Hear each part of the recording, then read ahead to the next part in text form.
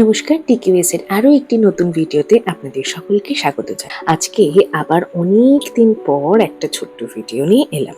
আজকে যে দিনের ভিডিওটা শেয়ার করছি সেটা বেশ অনেক পুরনো। দিনটা ছিল ডিসেম্বর মাসের একটি সকাল। আমার একটা কাজ ছিল, ফটোশুট ছিল। সেটা কিসের ফটোশুট একটু পরে বলছি। মেকআপ আর্টিস্ট প্রিয়াদি আর ডিজাইনার অনন্দা মিলে এই প্রজেক্টটা একসাথে করছিলেন এবং সেখানে আমাকে তারা মডেল হিসেবে নির্বাচন করে। বিষয়টা ছিল একটা ক্যালেন্ডার শুট, যেখানে অক্টোবর মাস অর্থাৎ পুজোর মাসের আগমনী মডেল হিসেবে আমি সেখানে কাজ করেছি এবং আমার লুকটা প্রিয়াদি এত সুন্দর ক্রিয়েট করেছে আর শাড়ির ড্রেপিংটা তো এত ভালো যে ছিল, আমি যে কি বলবো। অয়নদা এত সুন্দর করে ড্রেপিং করেছে।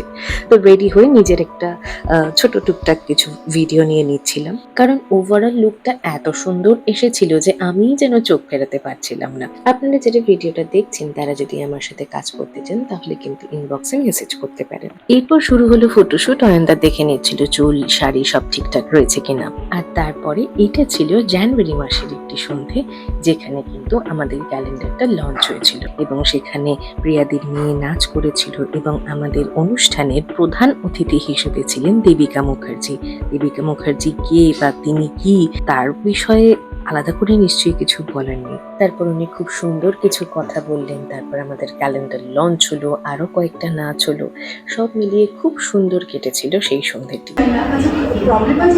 তারপর শীর্ষকেও সেখানে অ্যাজ আ ডিরেক্টর সম্বর্ধনা দেওয়া হয়েছিল। তবে আমার না দেবিকা দিকে দেখে একটা জিনিস রিকোয়েস্ট করতে খুব ইচ্ছে হচ্ছিল, সেই ফেমাস ডায়লগটা একবার যদি উনি বলেন। বলুন তো কোনটা? তবে এই ইচ্ছেটা আমি আমার ফিল্ম এবং পডকাস্ট চ্যানেলে ঠিক পূরণ করে নেব। আর সেই এপিসোডটা মিস না করতে চাইলে আমার ফিল্ম এবং টিকিউএস কে এক্ষুনি সাবস্ক্রাইব করে নিন। দেখা হচ্ছে অন্য একটা নতুন ভিডিওতে।